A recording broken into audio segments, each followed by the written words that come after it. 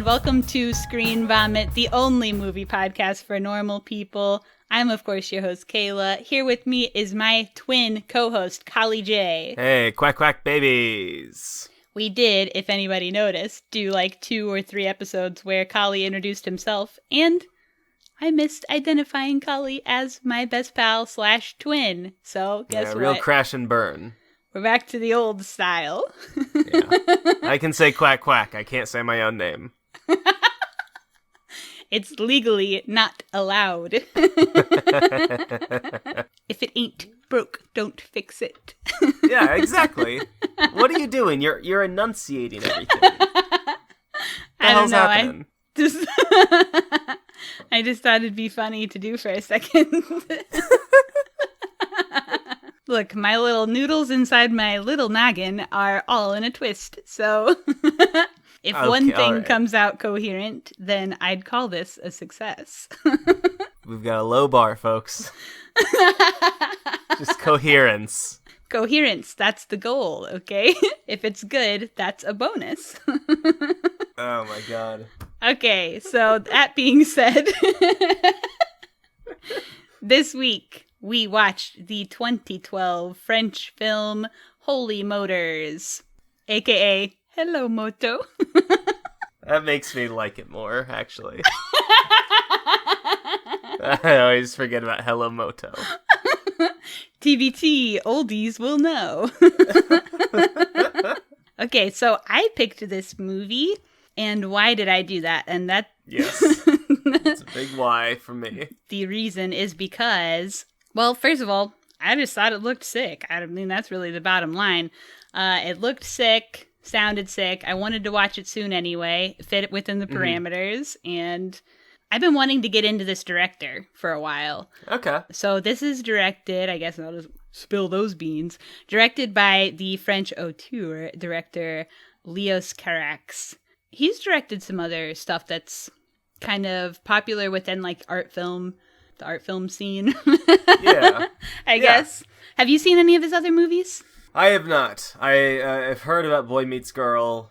That's it, though. I did not know about him until I watched Holy Motors, though. Oh, okay. So I've never seen any of his other movies currently, besides one short film that's a 2-minute short. It hardly counts. But I have there's a couple that I've heard a lot about that have been on my list for a while. I just haven't got a chance to watch them yet, like Mauvais Sang or Lovers on the Bridge. I'm always hearing about those. There's a scene in Buzzard that's inspired by a scene in Mauvais Sang. So, yeah, I've been wanting to watch his films, and boom, now I have. How about that? He's got a new one coming out this year, too, with Adam Driver, called Annette. Yeah, I just saw that. Yeah. Could be sick. Well, it says it's a musical. I'm skeptical. Movie / musical, but this could also be called partially musical. So who knows how loosely or strongly they hold on to that musical aspect of it. I don't think he likes to be defined much. No. that comes across, yeah. Yeah.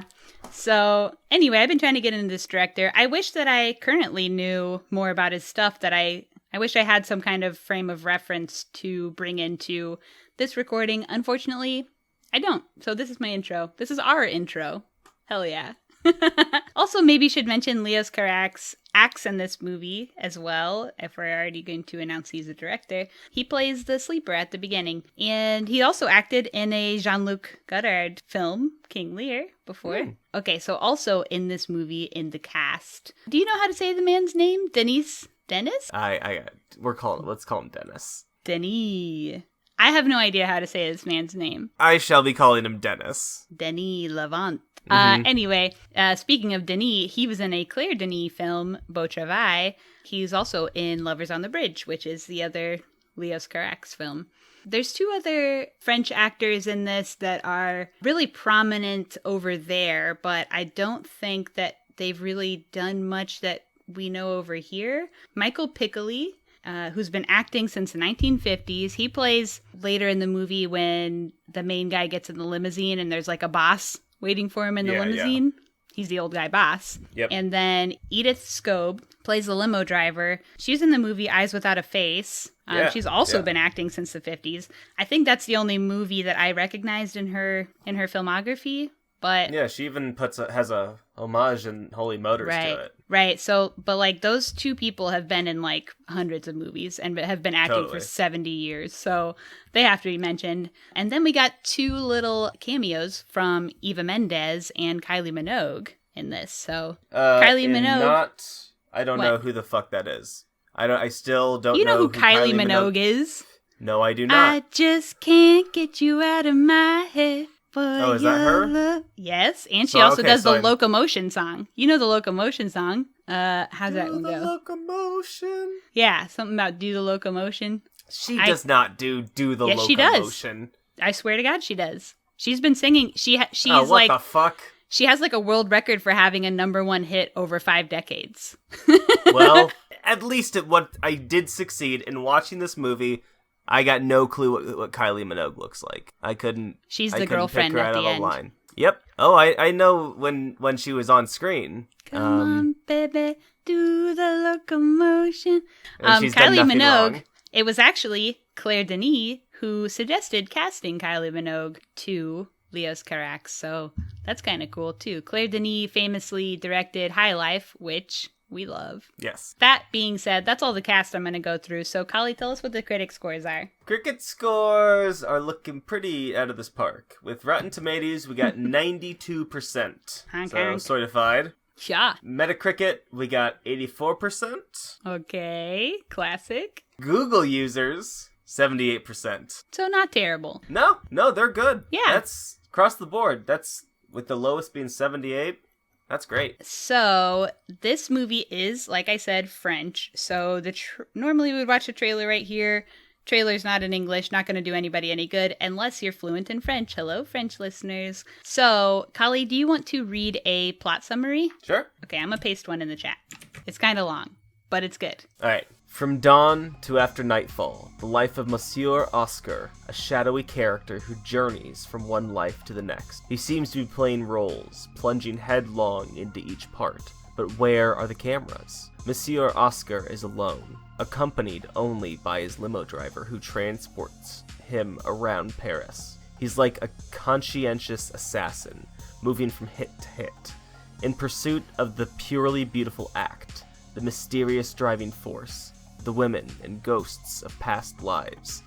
But where is his true home, his family, his rest? Beautiful. Yeah. That was great. What? You did a great job, even with the big words. I know my big words. I have a College Collie came out. College Collie. It's a voice. That is my I'm giving a performance, or I'm like doing a presentation to a class voice. Sure. Okay. Gotta get a little deeper, get some authority in there. Mm-hmm. Okay, yeah, where to start with this one? Prior to making this particular film, he had not done a film since 1999, and for 5 years was trying to find funding for a big English language film, and was having a lot of trouble finding people willing to invest in his work because he hadn't done anything in so long. So, because of that, he decided to do a smaller budget French film first to kind of like get some footing back in the modern market again and kind of show them he still got it, I guess. Yeah. And yeah, was finally able to find some funding. He did have to concede though he had to switch to digital versus film, which he generally strongly disapproves of. But it saved a lot of money and he was able to produce this film. Oh, how I wish he would have stuck to his principles and said, nope, only doing it in film. You think so? Yeah, because then I think it wouldn't have been made. Golly! Collie's rude. Anyway, I'll try to keep that to a minimum. I'm sorry. So, this movie is, let's say, what I would call a freak movie, but what a normal person might say is just super art film. Yeah. Super loose, open to interpretation, kind of off the wall. Unconventional. Unconventional, that's a good one. I heard somebody else talking about this movie say that this film has no interest in being a film, which I thought was a cool way to put it. Yeah. So I think that it's really interesting kind of how he approaches his work. I mean, he really is just a pure artist. And we love to find those when we come across them. At least I do.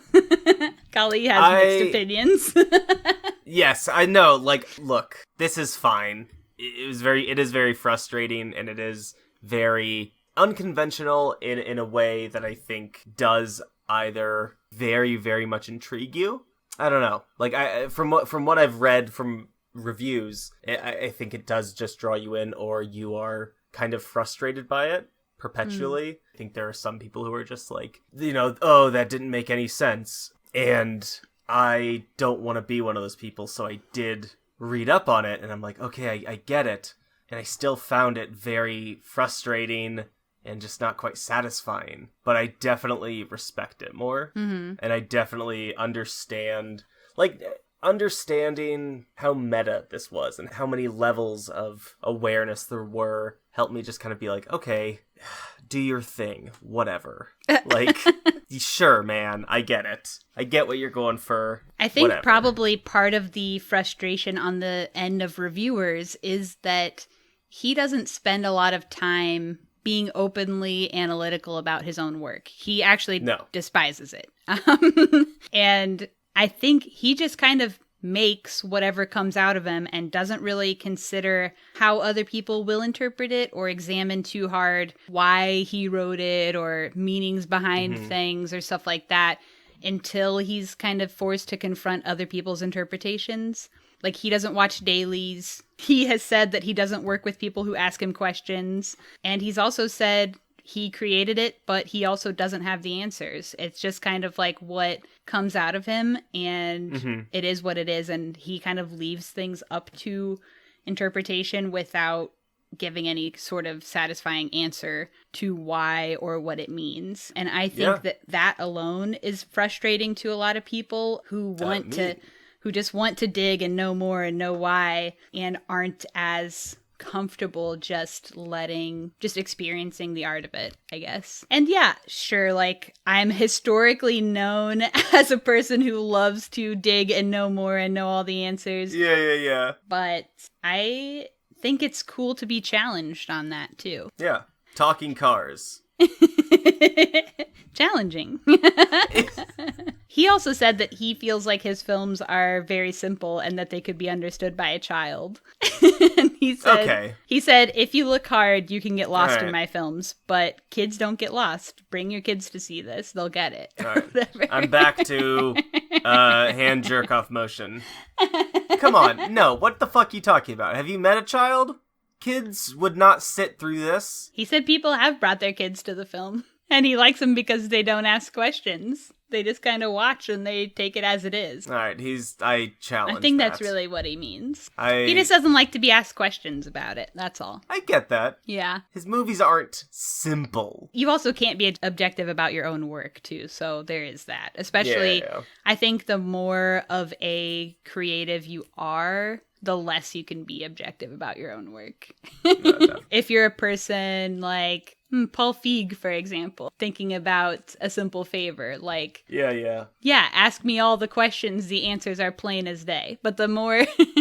the more, like, artistically, creatively minded you are... Oh, totally. Yeah. That's, like, the classic thing with, like, Bob Dylan in interviews was famously a dick. Because people would be asking about his lyrics, and they're like, who's this? Who's this? Is this about her? And he'd say, like, no, it's about Bigfoot. Or, like, he would just completely fuck with them. And, like, and I always thought that was so badass. Until I got to this. And it was challenging. And I was like, nah, fuck this. This is like when I'm doing a crossword puzzle, and it's just a little too hard. And I just put it down. I'm like, I don't even want to do this. I was just listening to an interview with a psychologist who was formerly a poetry professor, who said that he gave up teaching poetry, or like, he wasn't teaching poetry. He's not teaching you how to write it. He's teaching the class how to analyze historical poetry, whatever. Sure. And he said that he loved poetry. He had like such a passion for poetry, but the act of like dissecting it with a class or whatever and just breaking down the art of it and just kind of losing all the pure emotion of the words in that way, because you break it down so hard, made him quit his job. He's kind of like, I love poetry too much to let this happen to it. So, yeah, it's kind of a similar thing, I think. Yeah. As to what we're saying about Bob Dylan and as to what we're saying about Leos. Mm-hmm. Yeah. Okay, so yeah, let's get into the movie. Let's see. I'll start with that it's dedicated to Leos Carax's former life partner / mother of his child who passed away in 2011 of unknown causes, still unknown. I would love to be able to say her name. It's super Russian. Yekaterina Golubeva? That's an attempt. So R.I.P. to a real one. But yeah, this was dedicated to her. And I think we'll see a couple nods to that grief of her loss throughout this as well. Starting with pretty close to the top. So we open with sort of hearing the sounds of a ship and seagulls. And it's a guy in like a hotel sort of thing who wakes up. His character is the sleeper, and this is Leos Carax himself, who wakes up alone, sleeping on 2 twin beds that have been pushed together. So in that imagery alone is maybe a symbolism of loss, of someone missing there. Sure, yeah. Kind of interesting. He unlocks a hidden door in the wall with his key finger. I was intrigued. I'm like, okay. Yeah. Yeah. Me likey. And what he opens that door up to on the other side is a movie theater. This opening scene was inspired by a story called The Walled Up Door by E.T.A. Hoffman about a man who discovers a secret door in his bedroom that has been walled up that leads to a haunted opera house on the other side. And I think it's interesting knowing that context to what he finds on the other side is a darkened movie theater, darkened for a screening, full of people who are all like either frozen or eyes shut, asleep ? Dead ? We don't really know what's going on there. But I think it's kind of neat to try and interpret then if knowing that that part of the movie is inspired by that story where there are ghosts on the other side of the door. Is there something there with like him being haunted by his audience? I don't know. Potentially, yeah. I could definitely see that. You know, I think whether or not you viewed the audience being dead or asleep or whatever state you view them in really does kind of influence literally everything else that we see in a way. And how do you mean that? So, it's hard because you kind of have to know everything to fully understand it as a listener. But short and sweet, if you view the audience as asleep and then you watch the movie and the movie is very much about kind of the progression into this future, it kind of speaks to how current audiences are today, meaning you and I. Short and sweet of it. Okay, interesting. That's a lot of broad leaps I just made, but we can come back around to it again at the end. Yeah. So all those ship noises were coming from the theater. My interpretation was that then we cut to what's playing on the screen, but it doesn't seem like that's everyone's interpretation. So my interpretation was that then we are going inside the screen, and that's when we see the big house that looks like a ship, and we meet the main character, Oscar. And that he's what's playing on the screen. So when we meet Oscar, it was wild because I knew truly nothing about this movie. I didn't know it was French. I didn't know it was going to be so crazy. I just thought I saw one picture from it and I saw the poster and I said, that looks cool. I want to watch that. Poster's pretty cool. Poster's cool. And the picture that's on Letterboxd, whatever's like the Letterboxd header, that's the only picture that I saw. I didn't even read the synopsis. So that was like the information I had going into this. So I truly knew nothing of what to expect from this. So every introduction, every revelation throughout the movie was just a total surprise to me.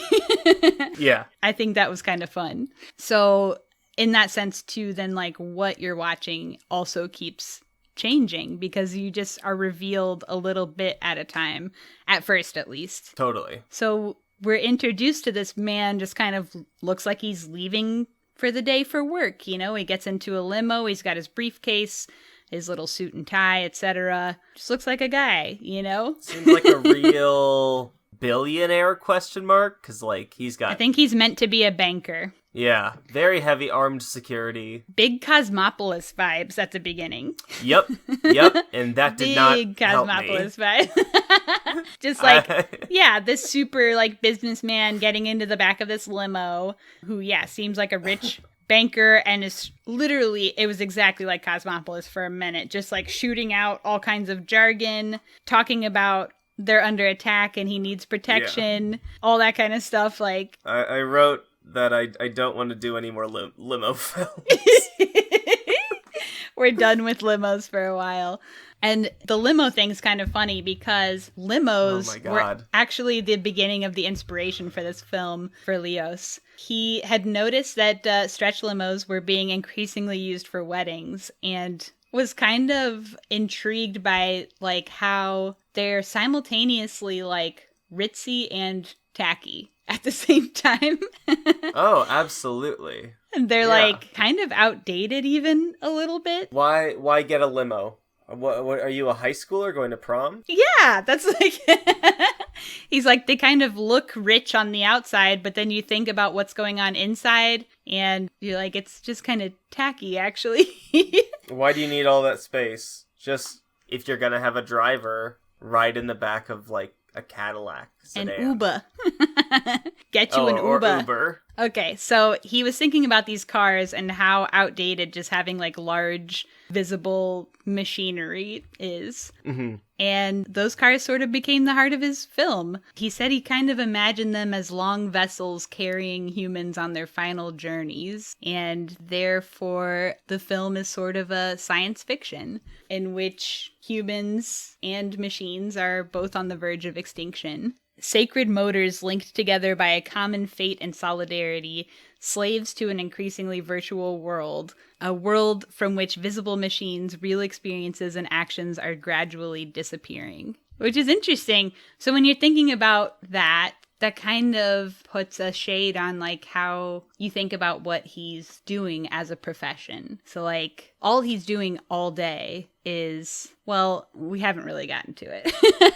Yeah. All he's doing all day is going to quote-unquote appointments where he gets in a different disguise for each one and acts out a scene or does some manner of acting for an audience that I guess is the theater audience, but for hidden cameras all around. So you never see the cameras. You don't know who around him is involved in each of these appointments and who is having, like, a quote-unquote genuine experience. Yeah, that's where I... Are you stuck? That's where I don't want to be mean.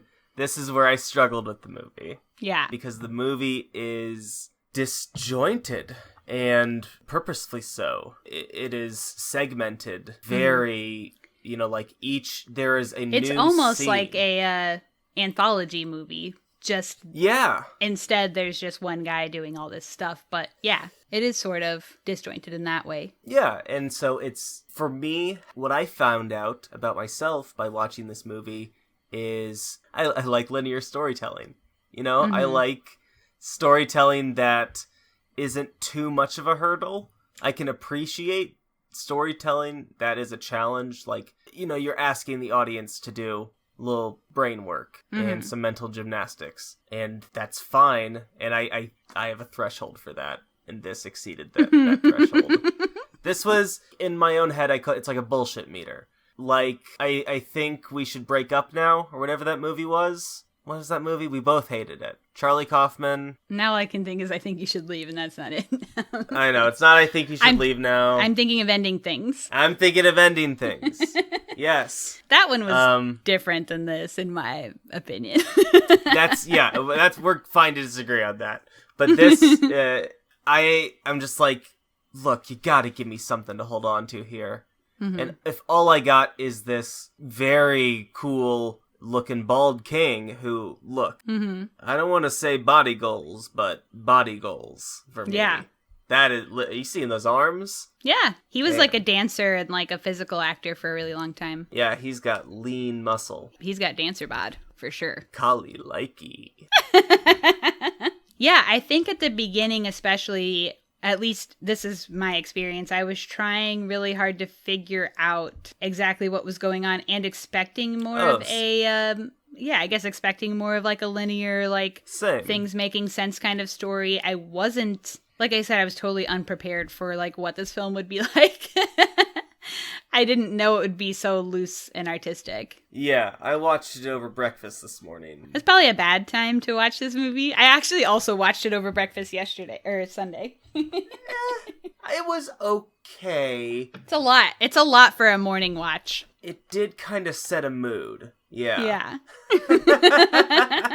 Yeah, I'd recommend a night. It's going to sleep after watching this would be good. Yeah. Then you wake up and you can have a fresh perspective. Yeah, and you'll have more of a working brain if you watch it at the end of the day versus when you just woke up. Yeah. So he's doing these appointments all day. Leo said that he wanted to show the whole human experience taking place over one day, and also didn't want every appointment or every little like mini life he has to lead to have the same degree of reality.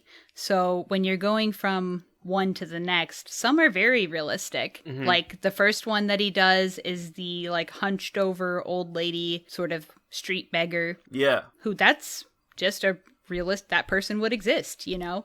Those people do exist. And actually Leos is really fascinated by those women in Paris and even considered making a documentary about them and how he relates to them. But he didn't think he would ever finish it, so he opted instead to make them a fictionalized part of this film and to sort of give a little nod to them that way through this. Don't be like, do you want to be the star of my documentary? Be like, here's a lot of earnings. He didn't put any in this movie.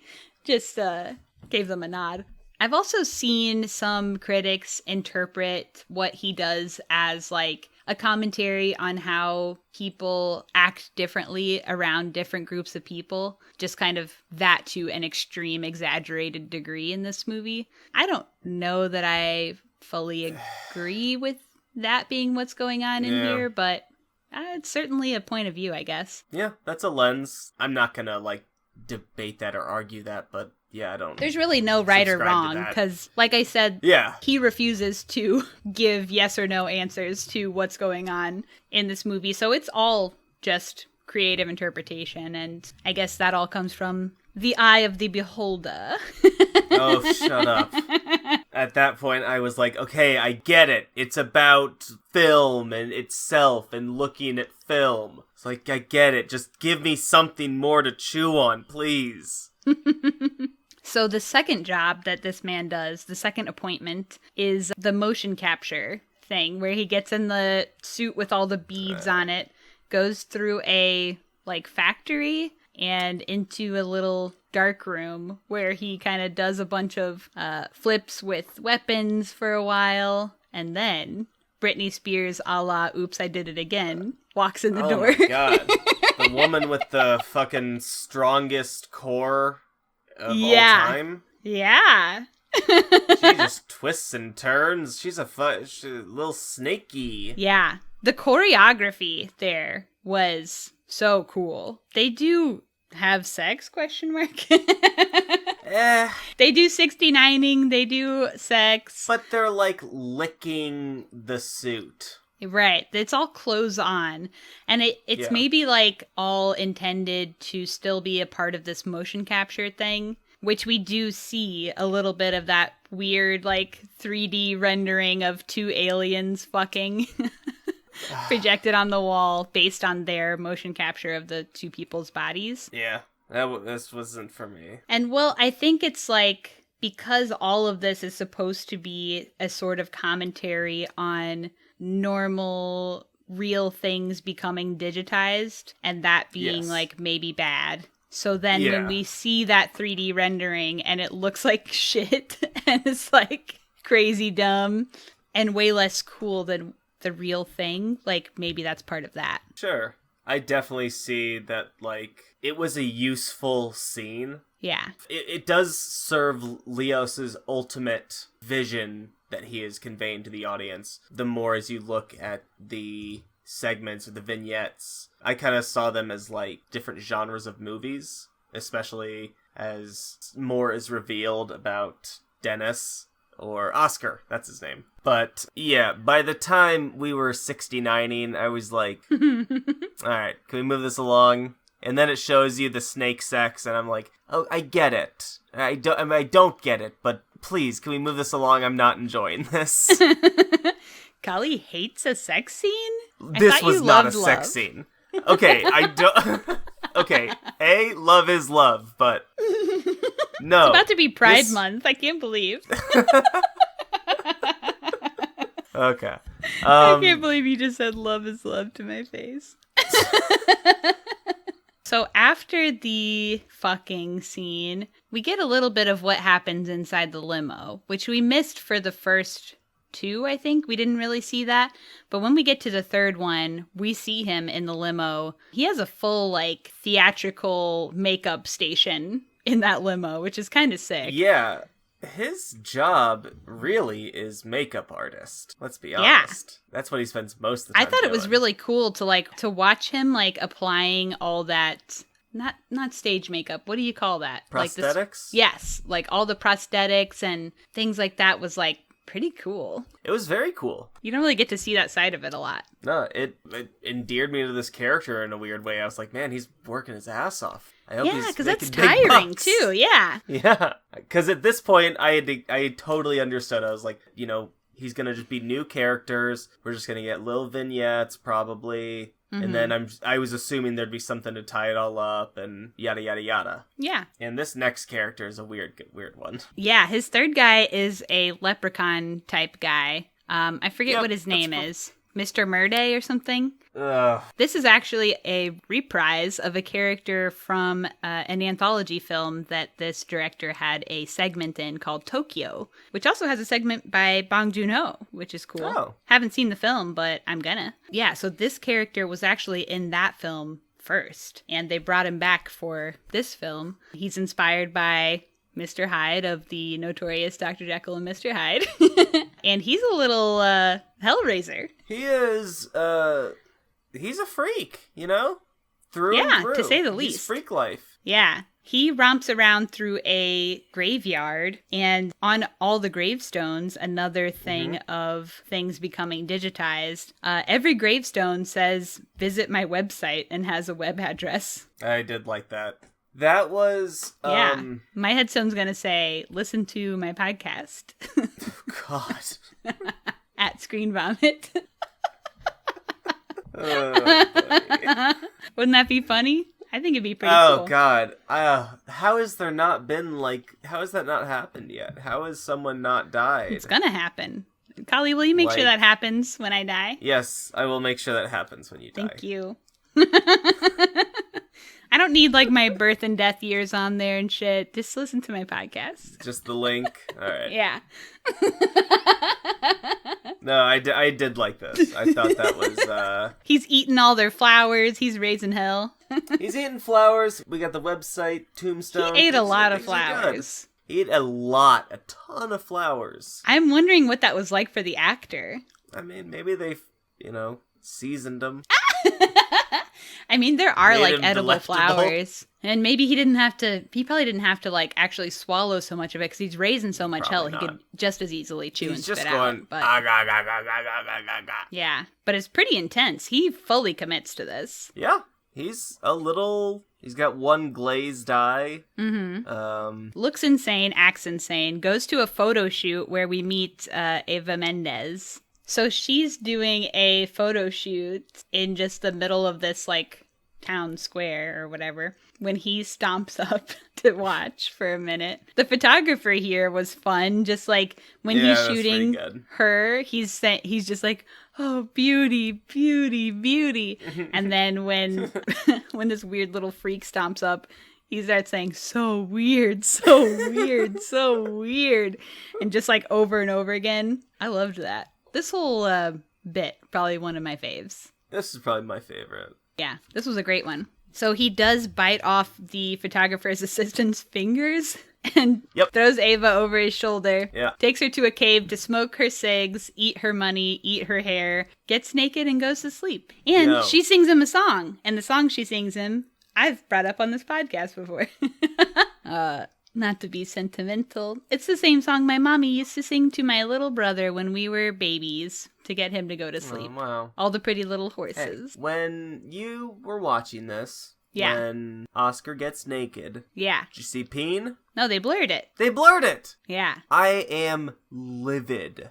I have had it up to here with these streaming services taking liberties with censoring our art. Was it the streaming service or was it the movie? I checked. I read online, and there's like a couple threads of people being like, why is voodoo blurred out the penis? And people are like, it wasn't that when I saw it in theaters, like I saw the penis. People are like, I can't see the penis anymore. Look, stop blurring, I need to see the penis. I have been watching, I keep renting this movie to see the penis, and there's no penis. Collie's been Googling penis all day. I've been Googling.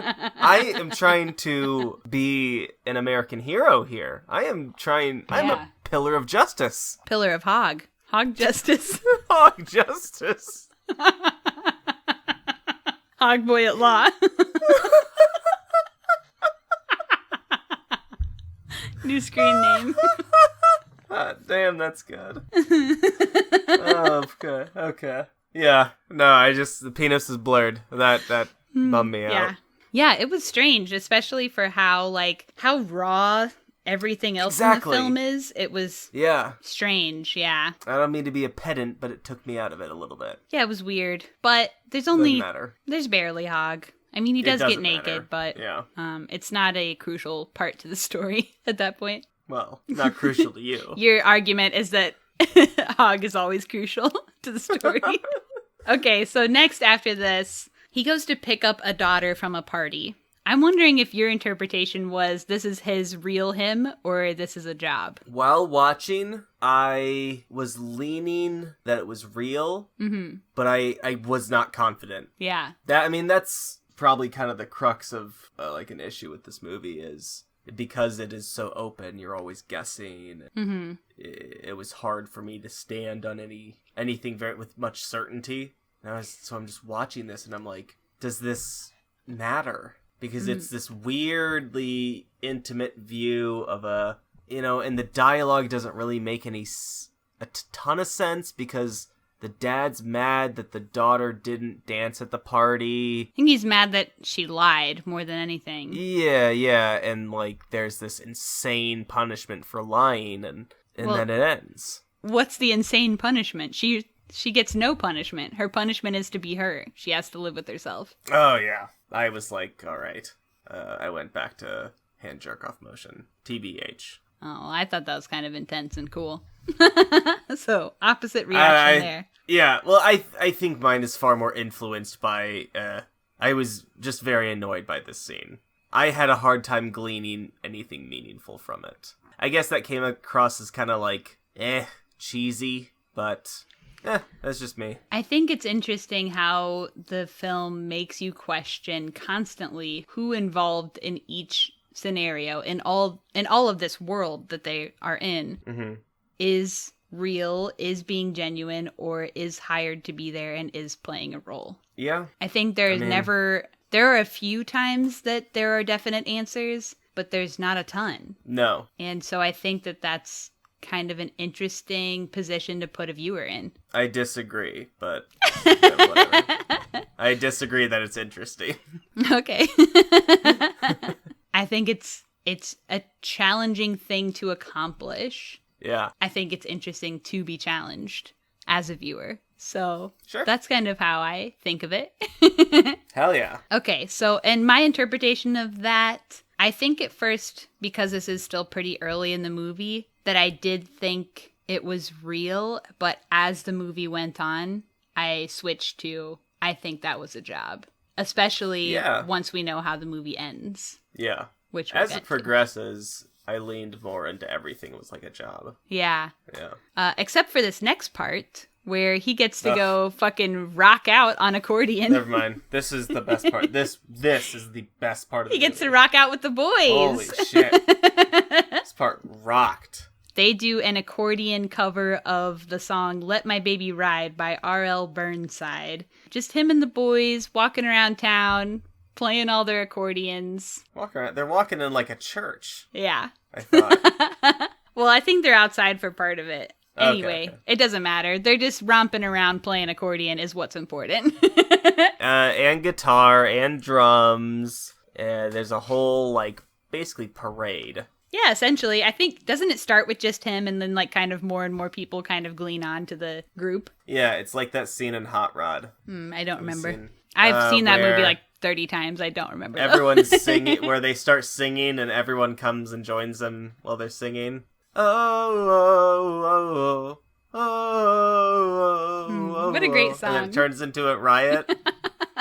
Yeah. And they're like, wow, everyone got really riled up. When I saw that movie in theaters, the person I was with moved a couple rows away from me because I was laughing to an extent that it was embarrassing to them. I get it. That is... That person, the person I was dating and living with. Oh, man. Hot Rod is very, very, very fucking funny.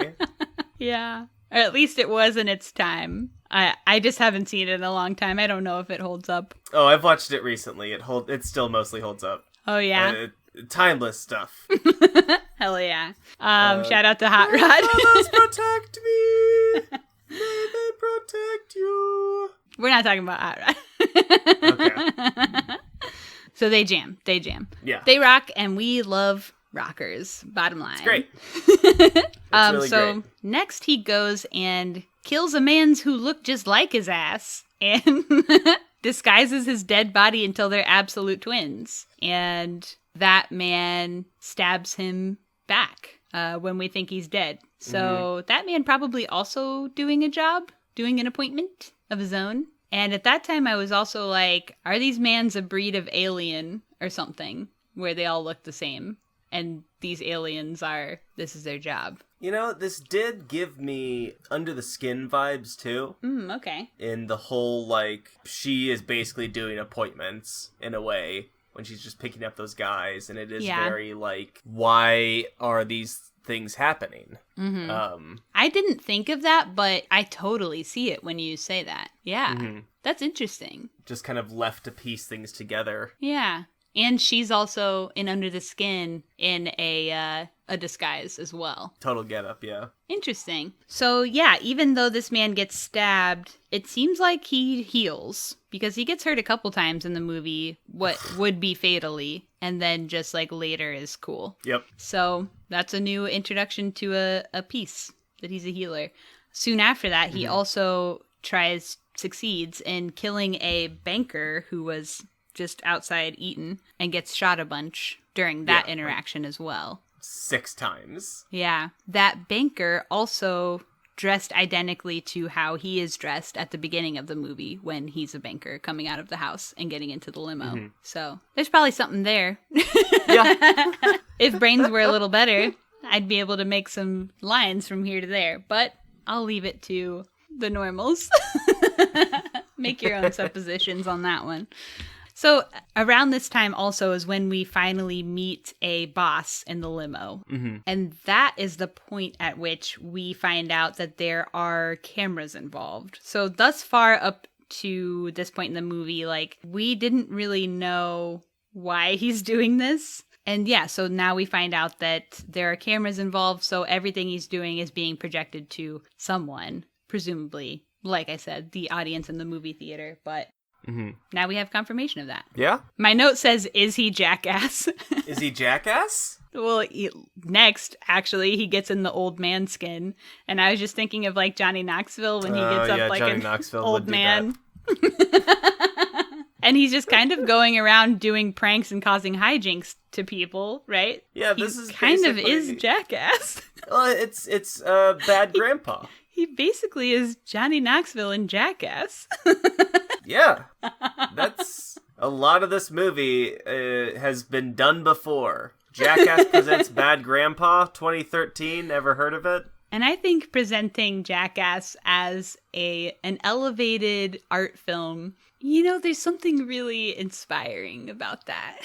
Well, I overdid myself on Jackass. That's how much I like Jackass. Yeah? Yeah, I really like Jackass. Lindsay and I went through a phase where we watched all the movies and then started going through the TV show. And by season 3, I was just like, I can't do it. I can't do this anymore. Not right now. I've seen it so much. I get it. Like, yep, nut shots. Yep. Oh, they did a flip on a bike and one of them didn't land. All right.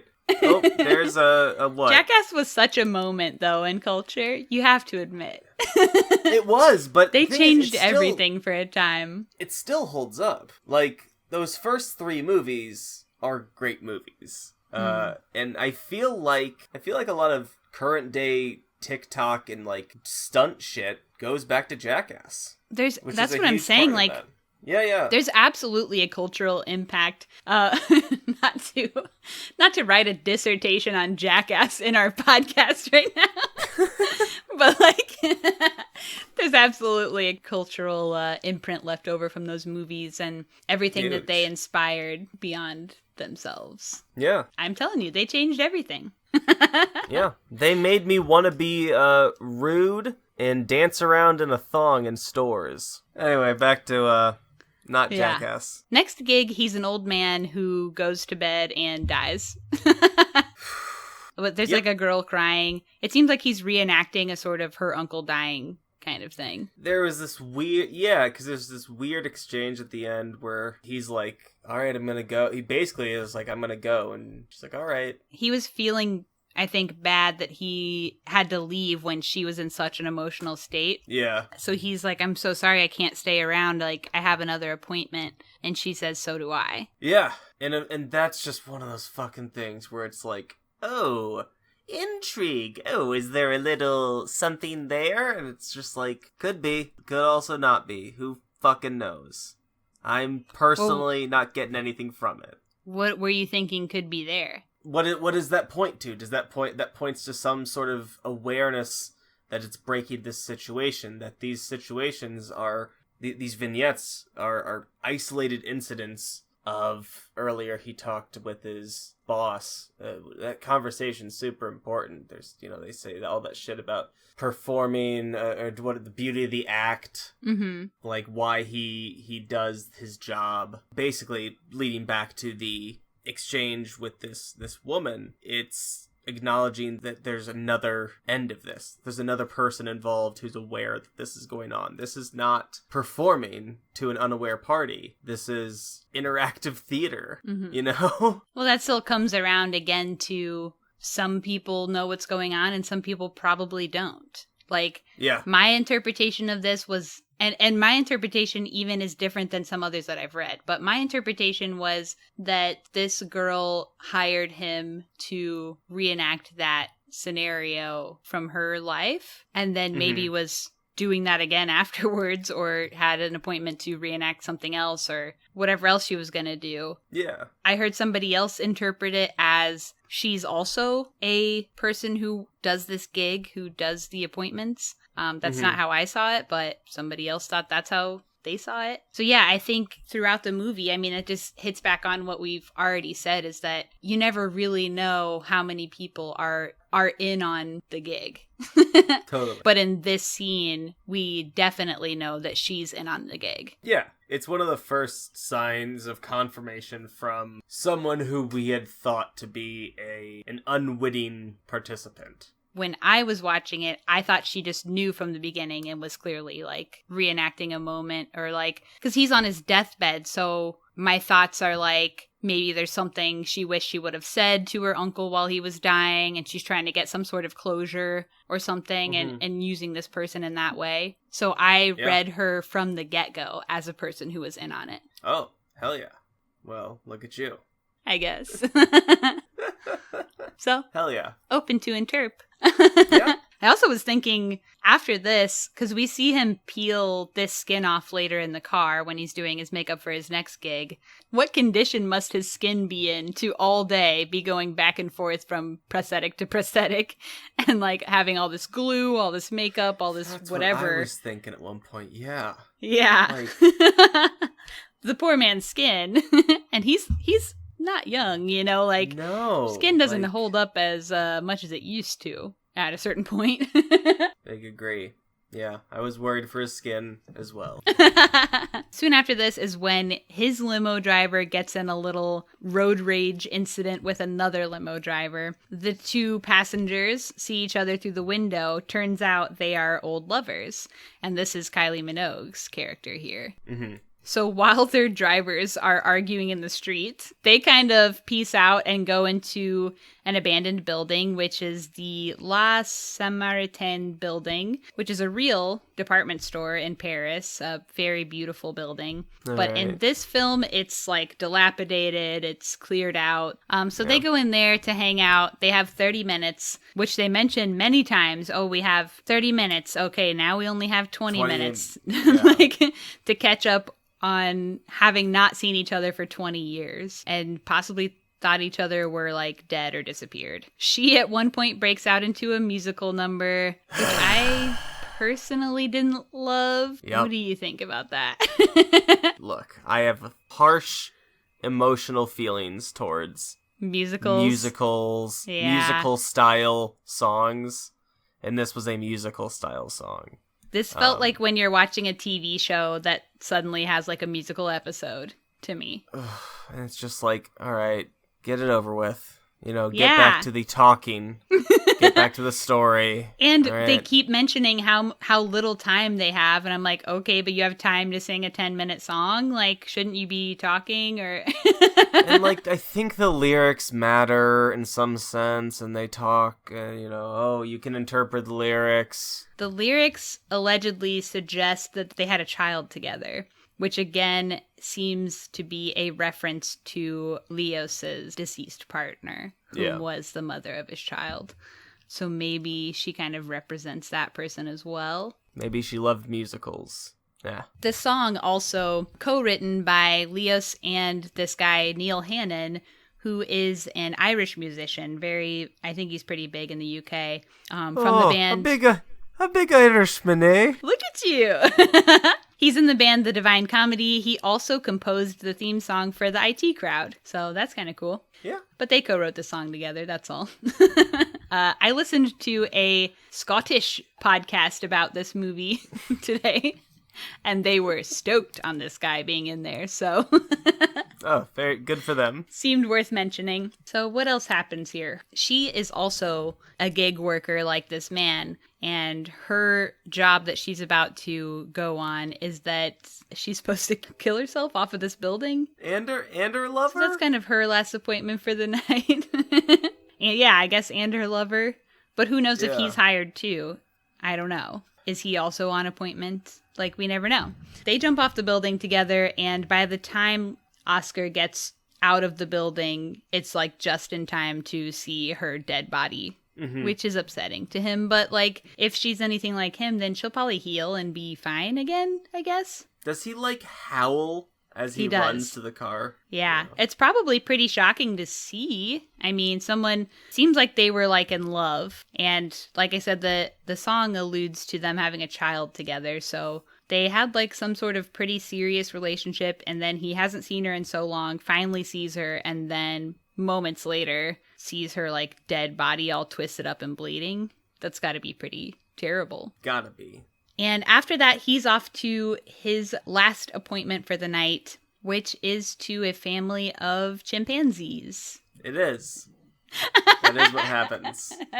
This is his last appointment for the night. He says goodbye to his limo driver and is kind of like same time tomorrow. So once we get that, then I come to the conclusion that he doesn't really have like a quote unquote home. Like he doesn't have a real life, a real family, That's when I concluded that everything that had happened was all jobs, including the beginning, including the daughter, all that stuff. To square it in my head, I considered it like he is an actor, and in this reality, actors, this is the life they live. You just live role to role.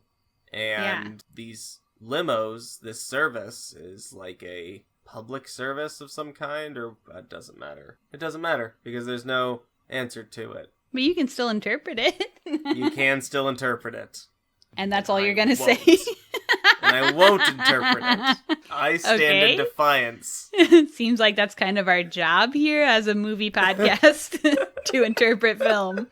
Interpret and analyze. But that's okay. You don't want to, I guess. No, but that's kind of how it made sense in my head while watching. Yeah. Around this point was that this is just the life of actors. Yeah. I never really thought of it that way, but I think that's kind of a cool way to look at it. Yeah, I mean, it's not ultimately much of anything.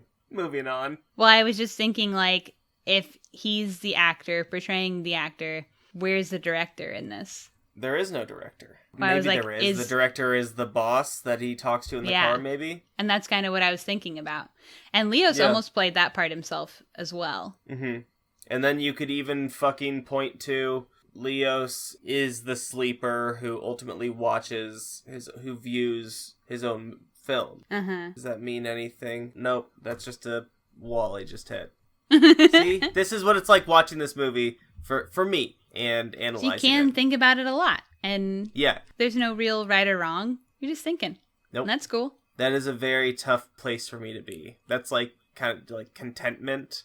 Yeah. You can just kind of like be with your thoughts and too much thinking. I gotta be on the move. I'm too jittery. So after this, we get the limo driver parking the car at a place called Holy Motors, the titular Holy Motors. It's all limos in there. She puts on the white mask in the car, which is, like we mentioned, a direct reference to her character in the film Eyes Without a Face. Mm-hmm. She pieces out, and then all the limos start talking to each other, Toy Story style, once all the peeps are gone. They're worried they're going to become obsolete, and that people won't want them around anymore. The machines are sad. At this point...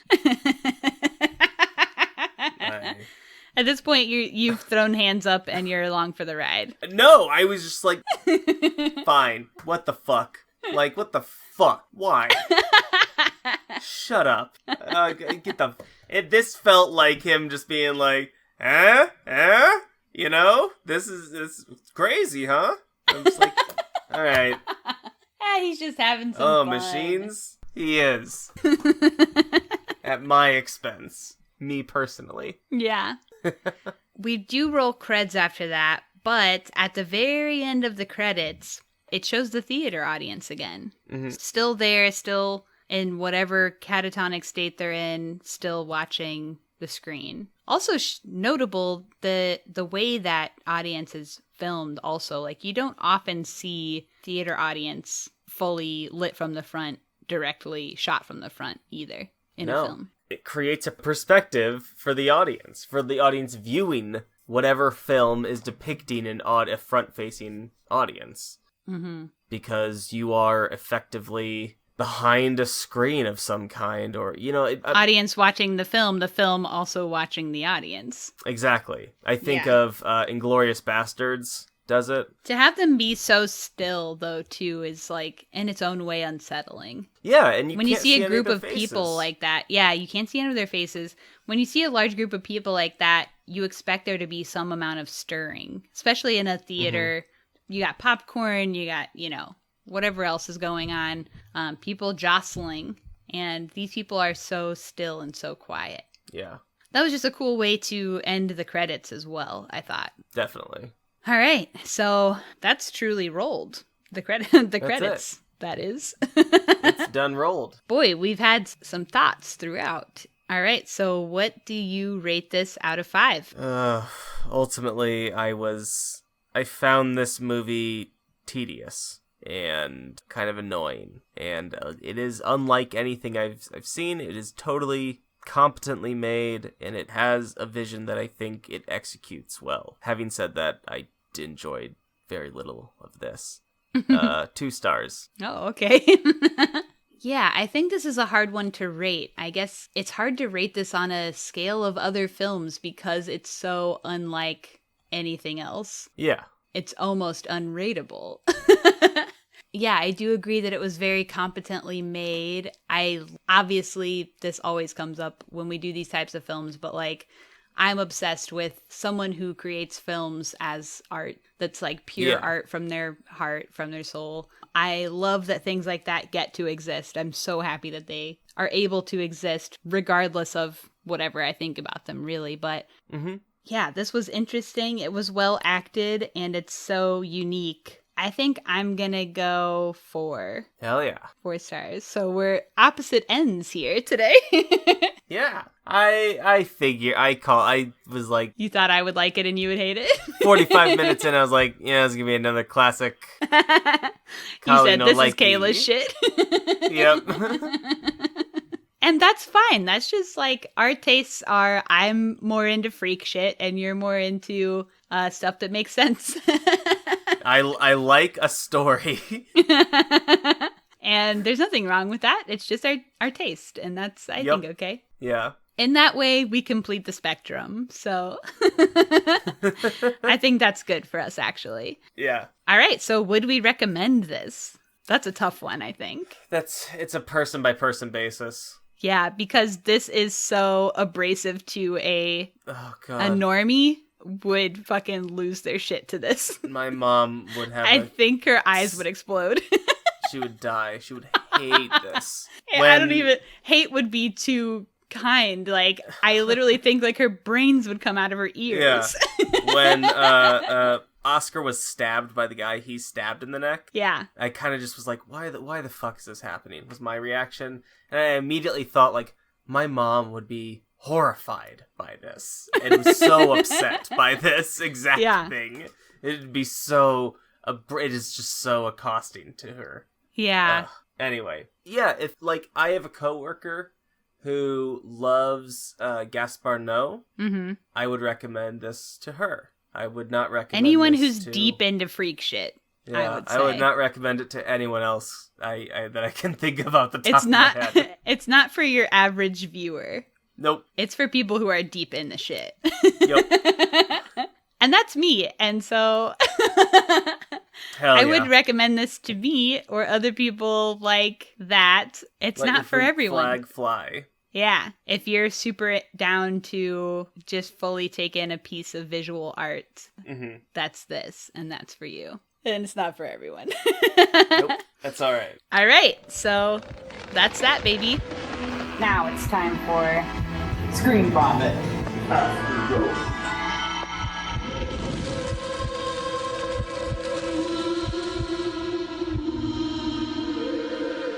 All right, in this part of the pod, we talk about whatever else we've been watching, movies, shows, etc. Typically movies with us two clowns.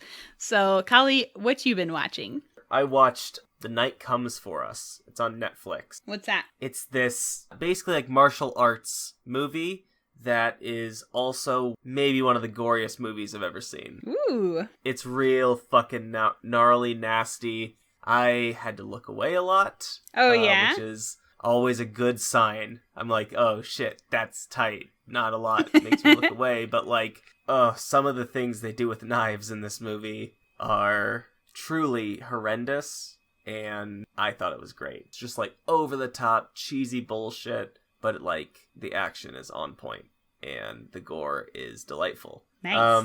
Lindsay and I checked out The Loved Ones. It's this 2009 horror flick from Australia that is it's good enough, you know.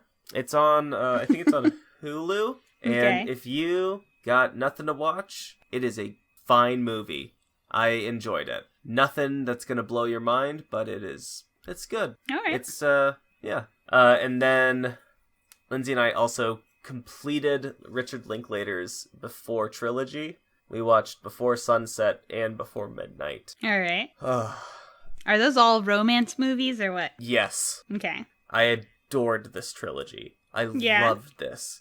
Holy shit. So Before Sunset is far more lovey-dovey and like, ooh, love. It was so great. And that's my favorite in the trilogy. Before Midnight is kind of this harsh, realistic conclusion to everything that still ends up being very tender, still just very sweet in a different way. Absolutely fucking loved these movies. Big recommend for the entire Before trilogy. Hell yeah. And yeah, that's what I've been watching. Oh, that's it? Yeah, that's it. Just 4. Huh. I'm a busy boy, and Lindsay watches a lot of TV.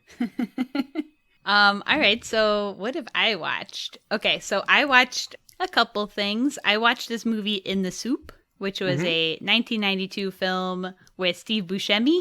They've got Jennifer Beals in there for any L-word heads, playing a like Latina woman, which is interesting because she is black. I love early Buscemi, I'm realizing. I always knew Buscemi, historically cool. Okay, nobody's arguing that Buscemi's cool. But early Buscemi, 80s, 90s, early 90s Buscemi, I just love him. Oh, yeah. I love watching him. Also, kind of a babe. Yes. Yep. I feel like he gets dragged a lot for being ugly. And early Buscemi's a babe, I'm sorry to say.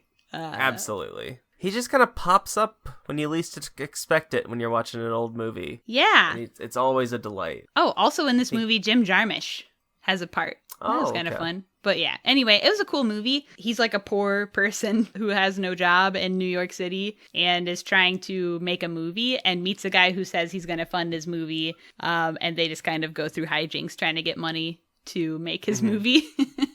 Just fun. I just really liked watching it. Is that a Jarmusch flick? No. He's in it. It's not a Jarmusch movie. It's Alexandra Rockwell. Okay. I watched Being John Malkovich for the first time. Oh, I've never seen it. You've never seen it either? Mm-mm. Okay, so Being John Malkovich, first of all, have to say, it was fucking incredible. It was so good. Oh, yeah. I'm like pissed that I've waited so long to watch it because it was so my shit. It was so fun. The surrealism in it, perfect. All the actors, perfect. I really, really loved it. That's a 5-star film. It's one of these movies that, like, people talk about this movie all the time. When I was a kid, you know, my dad owned a store that was mainly a music store, but also had, like, DVDs. So, like, people would sell him DVDs to sell all the time. And I saw this DVD come through millions of times. We always had a bunch of them. I don't know why I had so many opportunities to watch this movie, and I just never have. And when I was younger, I didn't know who John Malkovich was, and I was like, who cares about John Malkovich? Who even is he? You know? Yeah. Which is also actually part of the joke in the movie, is that nobody knows who he is, even though he's like a famous actor. It was really good. You gotta watch Being John Malkovich. Great fun. So happy I watched it. All right, I got 3 more, I guess. I watched this movie, Seven Chinese Brothers. Homage to the REM song, of course. Starring Jason Schwartzman. Also has Tunde Adebimpe, who is in She Dies Tomorrow that we just did on pod. Okay. If you like Jason Schwartzman, it's a good movie to watch. If you don't, then don't bother, I guess. All right. Thank you. It's a classic Schwartzman, just kind of bopping around, being a little quirky, doing his thing kind of movie. There's not really like a ton of like action or anything like that. It's more just him like trying to hold a steady job and having trouble doing so. Which is fun in its own way, but yeah, I enjoyed it. And it's pretty short. I think it's like 70 something minutes, but that's what it's good for. You know, it knows what it is and it's that. Then I have 2 shorts that I want to mention. Okay. So I watched this short, long title. It's called Former Cult Member Hears Music for the First Time. Uh-huh. It's a Christopher Borgley short, who I've mentioned on pod before. I really like his short films, and he has one feature I really like too. I put off watching this one from his collection for a long time because I thought the title was corny and sets up an expectation for what you're about to see, and I was wrong.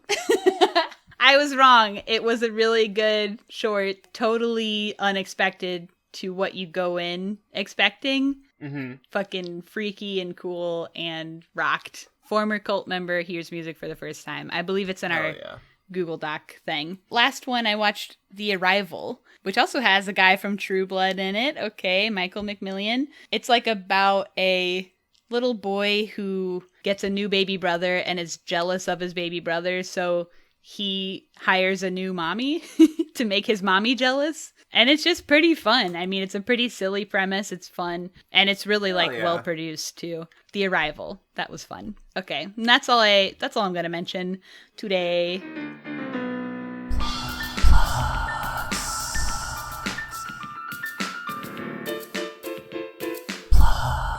All right, you can find us on Instagram and everywhere else at ScreenVomit, one word on all the things. Subscribe if you haven't already. Please leave us a rating and review. And you can send us an email or tweet us with your thoughts on this movie or other movies, or suggest a movie, ask questions. The email, by the way, is screenvomitpod@gmail.com. Hey, I got a pod if you want to hear me talk about labor and union organizing and stuff like that. It's called How to Fire Your Boss, and it's up on all the stuff now, baby. Hell yeah. And speaking of unions and all that shit, next week, it's going to be the first week of Pride Month, baby. To celebrate that, the first movie we'll be watching is the movie called Pride, the titular Pride, which is a movie that has something to do with unions, and that's all I know about it.